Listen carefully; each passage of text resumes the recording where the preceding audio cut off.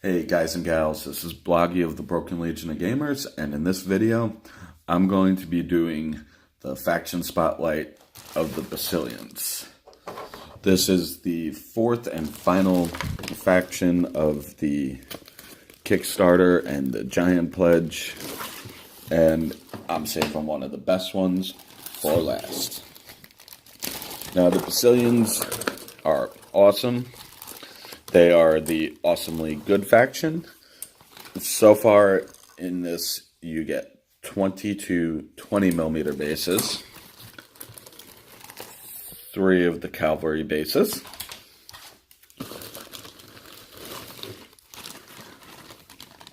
10 of the men-at-arms. We're only going to be opening up one of those. 3 of the bags of the PVC plastic miniatures with 5 miniatures in each bag. And the Basilean resins, which has 1 ogre palace guard, 1 dictator, and 1 abbess. Maybe I should hold it so you guys can read it yourselves. You get the kickstart, the extra power dice. I believe this is Kickstarter only. I don't think that the extra power dice are coming in the retail starter sets, but I do know for a fact that these are the Kickstarter exclusive marbleized dice, which makes these blues look phenomenal. You really don't see it much. Oh, right there. You see it pretty good on that red dice right there. And the white ones, you can pretty much see it. And here's the warband cards. And I got that started safely without damaging myself or the precious cards. And yeah, I know in my previous video from earlier today, I said I was sick and I didn't know whether I'm going to get this video out, but I've got this lovely bottle of water sitting right here if my throat gets dried out, and I'm currently sucking on a Ricola. Okay, so here is the Basilean Warband card with its special ability. They have the Grim Resolve, which costs 2 power to use, and this ability states, this ability may be used any number of times at any time a Basilean model suffers 1 or more hits. When the ability is used, the model can roll all armor saves at an unmodified 3+. Oh, great. So we're turning the Basileans into Space Marines here.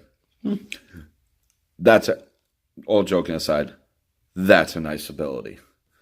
It's going to be really, really useful. And now to the faction-specific spells. These spells are available to spellcasters from the Basilean faction. They're available to learn during a campaign or in one-off games. Now, I don't know how spells work in the campaigns. I haven't gotten that far in the rulebook. Here's what the card says. Because I'm sick, I'm not going to read the spells, but I will hold them steady for a little bit. If you guys want to read them, you can pause the video and then read it yourself. And I'm trying to hold it steady. Okay, that's enough of that. Let's move on to the cards.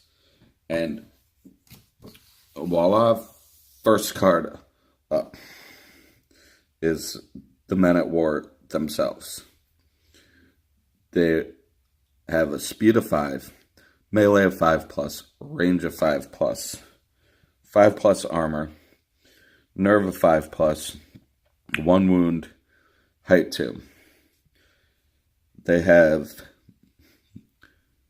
1d8 in range, 2d8 in melee. Their alignment is good. Equipment may take a spear for 1 point. Oh, so that's cool. Making it a 9-point model. Okay, not bad. Well, we'll see how that one works. And the spear text right there says, models with spear not... Oh, it just explains what a spear normally does. Okay, that's cool. So you don't gotta go flipping back and forth. I'm not gonna read that because that's pretty wordy for me being sick. But I held that up there for long enough. And you get 1, 2, 3 of these cards. And now on to the Crossbowman, which is a 9-point model. The Crossbowmen have a speed of 5, melee of 5, melee of 6+, a range of 5+, which means basically they're hitting with half their rolls. Okay. Armor 6+, nerve of 5+, 50% chance of passing a nerve test. That's pretty good. They've got 1 wound. I don't see these guys taking too many wounds from melee. These guys, you're gonna want to pretty much get them up within range, and then just basically have them shooting. But their height too. They roll 2d8 in range. That's actually pretty good. And they have 1d8 in melee. The equipment that they come with is the crossbow with a 12-inch range, piercing 1, reload. Basically what reload state means is these guys, when they shoot, it's a long action. So that's why it's good that you're getting 2d8 in range, because you're only going to get 1 shot on these guys per activation. Then what you're pretty much going to want to do is fatigue these guys right away, back them up their 5 inches, keeping them. You're going to want to keep them in the 12-inch bubble, back them up 5 inches, so that your opponent's gonna have a hard time charging these guys. And you get 1, 2, 3 of these guys. Oh, and these guys are grunts. The men-at-arms are grunts. Now we're moving up to the Sisterhood. These are the first warrior cards we're stumbling upon. It's an 11-point warrior. They got a speed of 5, melee of 4+. So they're hitting a little bit more than 50% of the time. They've got a range of 6+, 6+ armor. These girls aren't too well armored. A nerve of 5+, 2 wounds, and height 2. No special rules. They're rolling 1d8 in ranged and 2d8 in melee. I'd pretty much freaking put a heavy weapon on these girls and get them in to combat as quickly as possible, because with a 6+ armor save, they're gonna be arrow fodder. A smart opponent's gonna try and take these girls out quickly. Okay, here's their 3. And nope. Okay. Oh, the Ogre Palace Guard. Here is our first of the resin miniatures. The Ogre Palace Guard is a large model running 32 points. Their speed 5, melee 4+. That's actually pretty good. Armor 4+. I would have figured maybe 3+ with the 3+ with the amount of armor that they're wearing, but is what it is. You can always use that iron resolve on this guy to try and keep him alive a little longer. This is going to be the first person I'm going to be using, and maybe the sister would also use an iron resolve on her if need be. a 4+ nerve, 4 wounds, and like every large model, height 3. They've got steady, smash, and crushing strength 2. Really? That's it?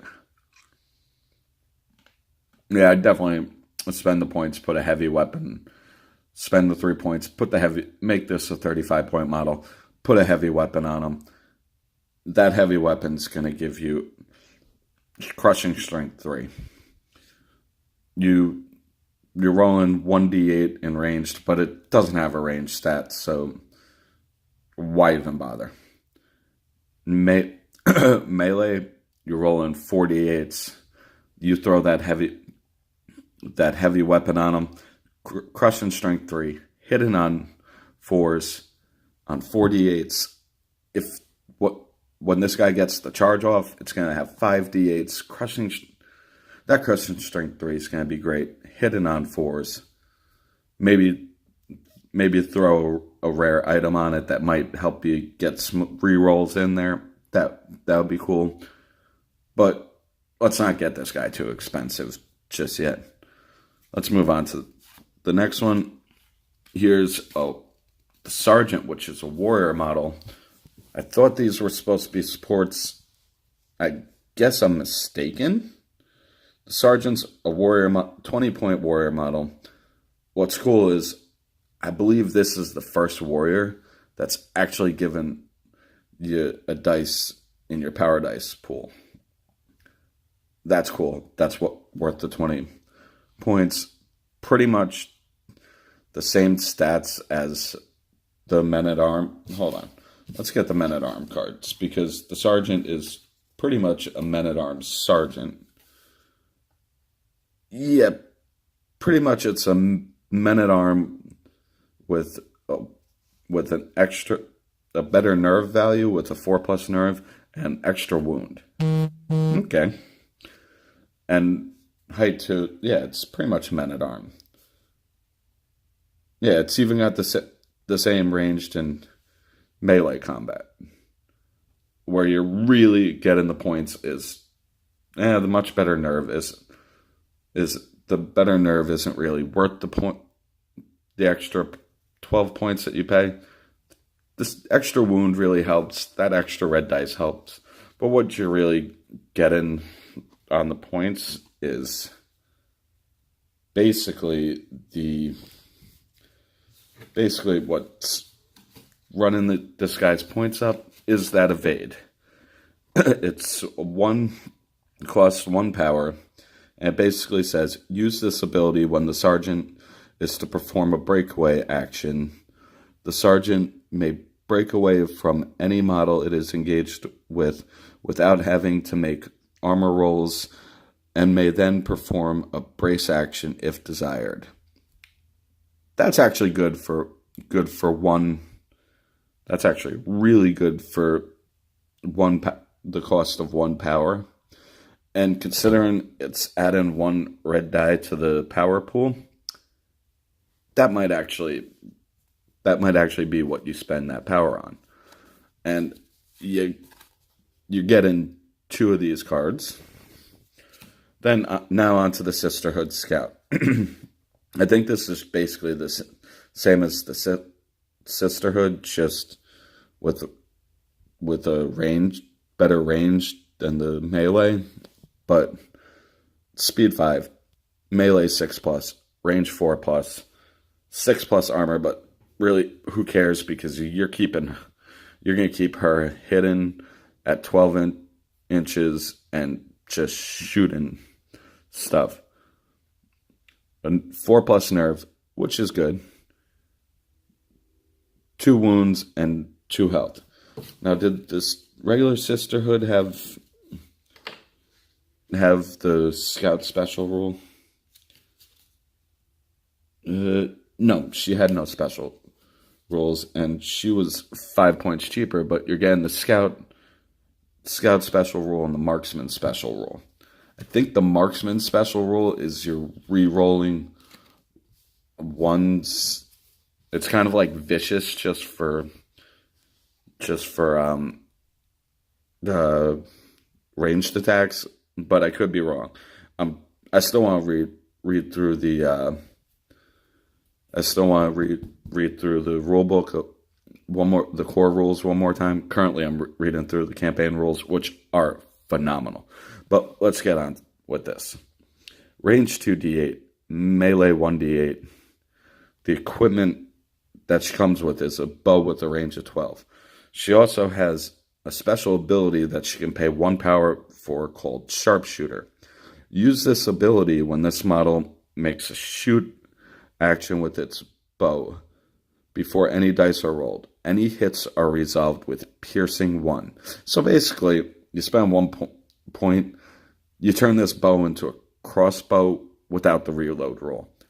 That's cool. I can see spending a power on that. And you get 2 of these cards. No, you get 3 of these cards. Now on to the Paladin Defender. The Paladin Defender is a 17-point warrior with a speed of 5, melee of 4+, no range stat, 4+ armor roll, 4+ nerve, and 2 wounds. He comes fully equipped with parry, crushing strength 1, and defender. He's got 1d8 for ranged attacks, which doesn't make sense, no range stat, and 2d8s for melee. This guy is actually going to be pretty good. I can see a couple of these make it into my list. Okay, Paladin Defender. Okay, and we are on to the first spellcaster. The War Wizard, a 33-point spellcaster.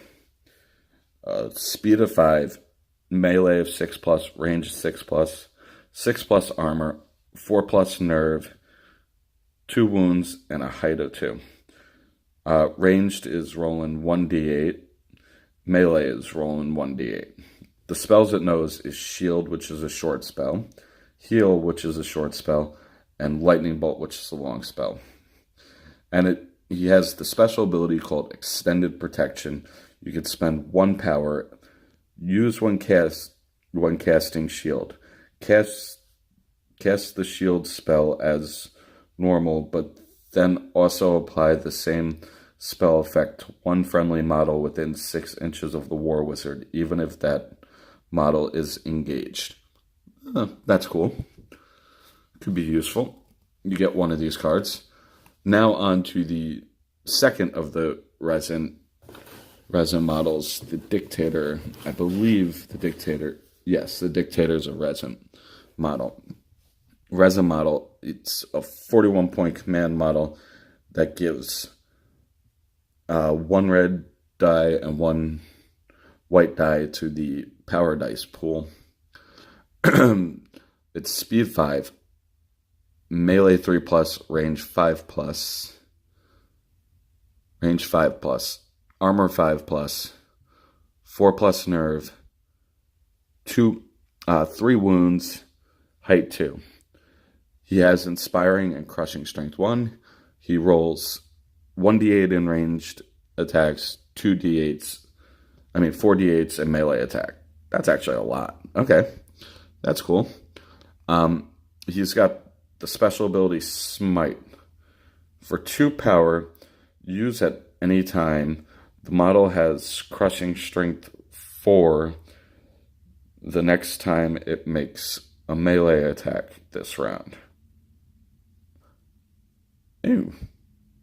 That's cool. Okay, now on to the Abyss, which is the last resin model. The Abyss is a 44-point command model, giving 2 white command dice. The Abyss has a speed of. Yeah, the Dictator was a command model. Okay. The Abyss has a speed of 5, melee 3+, range 5+, armor 5+, melee nerve of 3+, 4 wounds, height 2, 4 wounds and height 2. Its special rules are vicious, inspiring, crushing strength 1. Gets 1d8 in ranged, 3d8 in melee. The Abyss's special ability is called Blessing of the Gods with a 2 power cost. Used when the Abyss activates. The Abyss makes a walk action and is then marked as both activated and fatigued. Remove any activation counters from up to 3 Basilean models within 6 inches of the Abyss who are not currently fatigued. These models are free to act again this round. The Abyss may only use this special ability once per game. Okay, just once per game. So you gotta remember when you use it. Okay, now on to the Gur Panther. The Gur Panther is a 21-point support model with a speed of 8, melee of 4+, 6+ armor, 5+ nerve, 3 wounds, and a height of 2, rolling 2d8 in melee. Its special ability is called Reactive Bite. If this model retaliates in melee, it adds a bonus dice to its roll in addition to any other bonus dice or modifiers that may apply. Oh, that's cool. And you get 2 of these cards. Hold on, guys. I gotta take a sip of water real quick.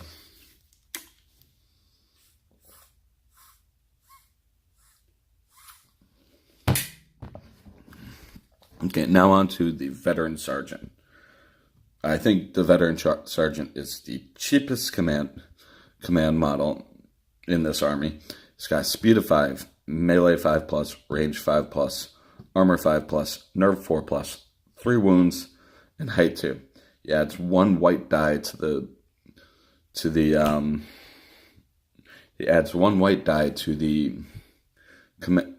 power dice pool. He's got a range of 1d8 and a melee of 3d8. This guy's gonna be good if you're gonna run a men-at-arms swarm with like as many men-at-arms as possible and a couple sergeants. But yeah, I think I might actually build a veteran sergeant out of the PVC models. Nice cheap commander. And his special ability, it costs 2 powers, called Rally on Me. This is a group action. The veteran sergeant and all members of the group may break away from any models they are engaged with without having to make armor rolls. Other models in the group must end their moves within 3 inches of the veteran sergeant. All group members then perform a brace action. Okay, that's cool. Now on to the veteran sister. I think you can use a regular sisterhood to represent her. Veteran sister is a 20-point support model. She's speed of 5, melee 4+, range 6+, armor 6+, nerve 5+, 3 wounds, and height 2. She's got 1d8 in ranged and 3d8 in melee. And then you get 1, 2, 3. Oh, and I almost missed this. You also add 1 red dice to your power dice pool. This is kind of like the sergeant for the men-at-arms. So this is like the sergeant for the sisterhood and the sisterhood scouts. And then we are on to the Paladin Chaplain. This is an alternate build for the Paladin Defender. The Paladin Chaplain is a 38-point spellcaster with a speed of 5, melee of 4+, range of 4+, 4+ armor, 4+ nerve, 3 wounds, height 2. He's got the special rule Parry, Crushing Strength, and Defender. He rolls 1d8 1d8 in ranged, 2d8 in melee. And his spells are heal, which is a short, stun, which is a short, and shield, which is a short action. All short actions for his spells, which is pretty cool. Okay, now let's 25 minutes into this video because I'm sick. This is taking forever. Okay, now let's move on to the actual miniatures. Right here, you get 10 men-at-arms. I'm going to open up one of these. They're both the same. There's no point in opening up two of them.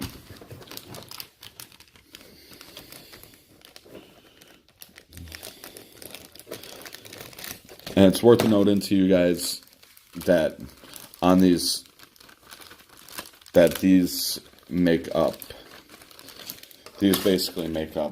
the, what's it called? You also build the crossbowmen with these. Now here's the first of the two sprues. You got your 5 torsos, which are pretty sweet looking. This is definitely an improvement over the old men-at-arms, which I never saw a problem with, but a lot of people hated those. And here's your shields. This pretty much looks like all your other shields. The shields from the last set. And on the back of the shields, you have half the arm. So that's that part of the sprue. Now up here, you have a whole crap ton of heads. A whole crap ton of heads. You have what looks like, I don't even know what this looks like. Oh, you've got, right here you have other arms. I don't know what these are right here, to tell you the truth. More crossbow, knife, 4 out of the 5. There's 6 spears on this? Okay, 4 out of 5 spears. You've got quivers for your crossbows. You've got hands throwing the arrows in the crossbow. Sword arms, crossbows, end of the crossbow. Oh, that crossbow goes on this hand. Another crossbow, more hands. A sheath for the shield for one of the swords. That's actually rather cool. I wish I would have given you 4 more sheaths, but they didn't. It is what it is. 2 more shields and a pouch to go on the side of one of these guys. Okay, now there was your hard plastic men-at-arms sprues. Now let's get on to the PVC models. We'll go through these quickly so we can spend a heck of a lot of time on these resins because I can't wait to check out that ogre. Okay, here is the bag. A bag with a lot of small pieces to it. Now, as always, I don't open these bags on camera because I don't want to lose any of my pieces, but you see a sword arm. It's basically a bunch of arms. An arm with a mace. Don't know what this is, but another arm of some sort. So, yes, there's your bag with your little fiddly bits. Here's...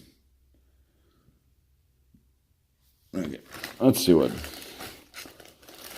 Okay, now... First things first. This might be the body to your sergeant or veteran sergeant because it looks like it's a men-at-arms body. Yeah, that's men-at-arms body. So this is your body for your sergeant or veteran sergeant. Or this might be...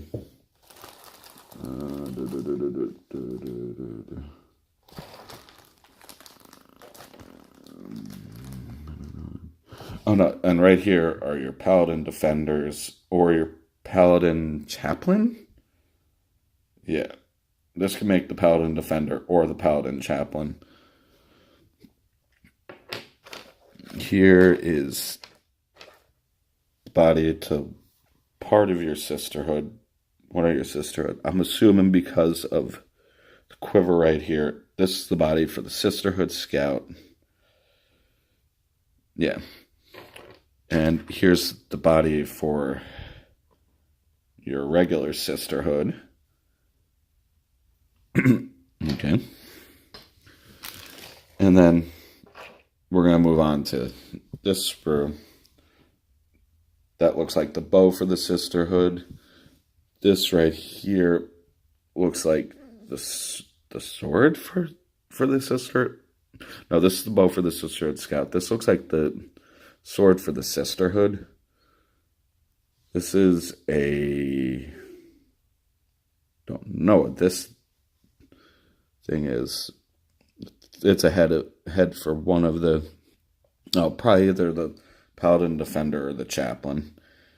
The shield for the sergeant, or yeah, the men-at-arms sergeant. I don't know. These are wings, probably for the paladin defender or paladin chaplain. Here's a spear for something. Oh, here's part of the body for the Gurk Panther. One half of the body, and then you've got this sprue that has the rest of the Gurk Panther on it. The sword for the sergeant, I believe. Actually, this is in pretty bad shape, to tell you the truth. And then 2 legs. And, oh, a sprue of heads, of 4 heads. Sisterhood Scout, I don't know which one these are, and 2 more heads.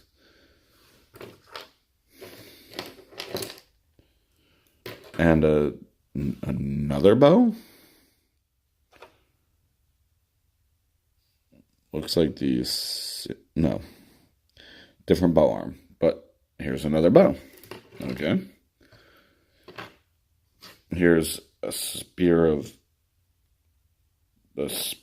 some sort. Definitely gonna need the hot water trick, but that's straighten up really good if I opt to use it. Here's a sword of some kind.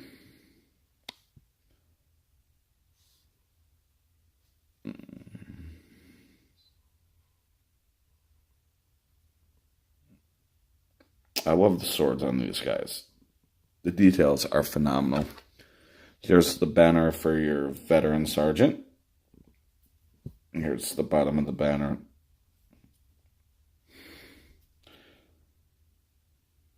This I would... and here is some sort of star-looking thing, probably for the paladin chaplain. Before I lose any of these fiddly bits, let's bag these up. Usually I bag it up off camera, but not this one.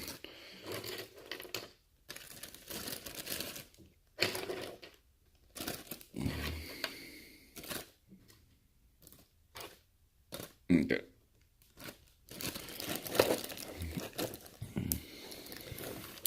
I'm putting this one right up there with the Northern Alliance, even though the Northern... and now, for the last part of this unboxing, we are going to the resins. We always save the resins for last, so why change it up with this one?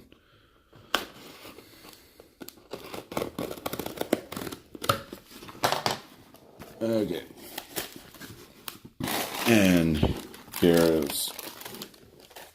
this one actually has it. Okay, now...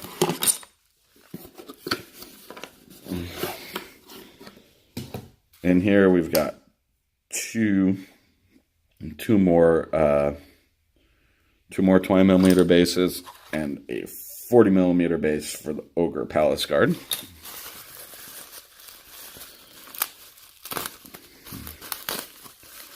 And now let's get to these beautiful resin miniatures. And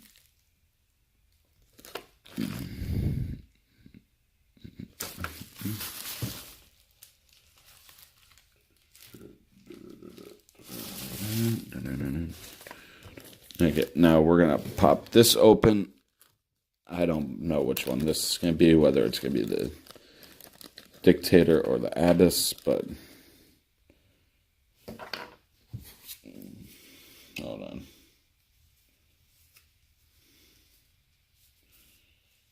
There's the Abyss and the Dictator. And this one looks like it's gonna be the Abyss. Here's... Oh, the Abyss is a chick. Is a girl. I didn't know that. Sorry if the term chick offends anybody. But the Abyss is a girl, and this is a beautiful, beautiful cast. Look at all the armor plating, the detail on her. Oh, these resins have been phenomenal. And this is her backpack, which goes on like this and will stand really tall and proud over the Abyss. And here's her two arms with her mace and flat or hammer. Is that hammer? Yeah, that's a warhammer. Not that kind of warhammer, guys. So don't get ahead of yourself. Okay, I made a mistake even mentioning that word in this video. Yeah. So this is the Abyss. This is how she's gonna be built up. So this is a nice command model for this would be a nice command model for the Sisterhood. Definitely. Okay. And now onto the Dictator. I kept the Ogre Palace Guard hidden in the bubble wrap because I want that to be the last model you guys look at so you can see how amazing these resins are. And oh, that's supposed to be... Okay, this is definitely going to need the hot water treatment, but this is the hammer to the Dictator. Definitely going to need a little bit of hot water treatment. Looks like it was up there like this and it just broke off during shipping. Whatever. Here's the back wings and the back of the wings. It goes right here. And then this right there slots into that. So yeah, these resins are really easy to build. Not so easy to get onto the MDF bases, but easy to build nonetheless. I've just learned that I really hate gluing resin onto MDF. And the last model for the Basileans, the resin Ogre Palace Guard.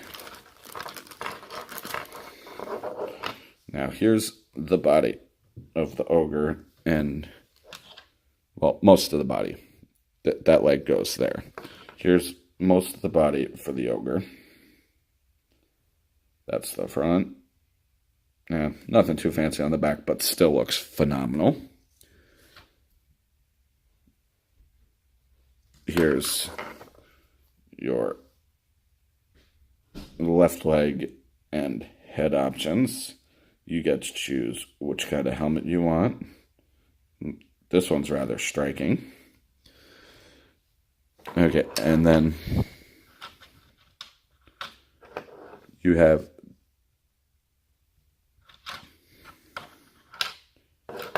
Am I missing a piece? No. Oh, I see. You have two possible options for the right arm.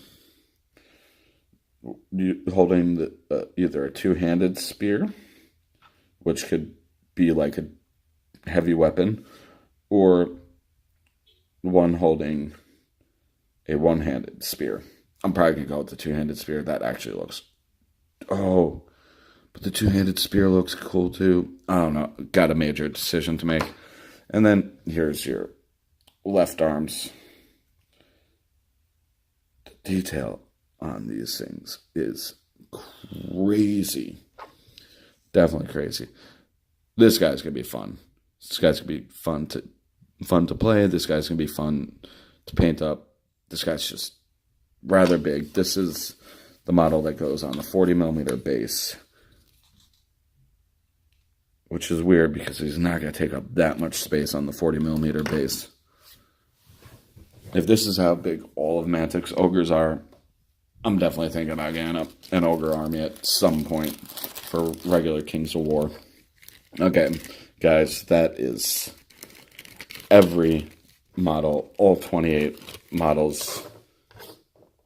Yeah, 28 models.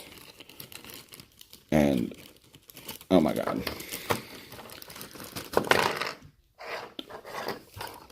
I don't know how Mantic made money on this Kickstarter, to tell you the truth. Because anybody that got the giant pledge, they were just giving stuff away to us. Basically, $150 for the pledge, and it's got, well, very close to, if not more than $500 worth of stuff. Yeah, no brainer if you ask me. But that's it for this video, guys. Follow me on Instagram. When people start following me, I'm actually going to start posting pictures. But follow me on Instagram under Broken Legion of Gamers. Come find me on Twitter. Oh, the name on there is Broken Legion of Gamers as well, or at Legion Broken. And also, come on over and join the Facebook group. The name of the group is Broken Legion of Gamers, tabletop wargaming community. Let's get a community together, start interacting with each other, make some new hobby buddies from around the world, to get tips from people you can inspire, people you can draw inspiration from. Let's get this thing going. And also, if you liked what you see, hit that like button, throw the channel a subscribe, and hit that bell icon so you can be notified anytime I put up a video in the future. And as always, I can never stress this enough. Support local wargaming. If you don't support it, there might not be a local wargaming for you to support in the future. So support local wargaming. Here at the channel, we support Toy Wiz in Nanuet, New York, on Route 59, right across the street from the Dunkin' Donuts. Have a nice night, guys. I'm tired. I'm sick. I'm going to bed. Stay tuned. I'm going to get these models built up. I'm going to get models built up, and then we will do part 2. We will do second parts for all of the faction spotlights, so you can see these models in all their built glory. Have a nice night, guys. Good night.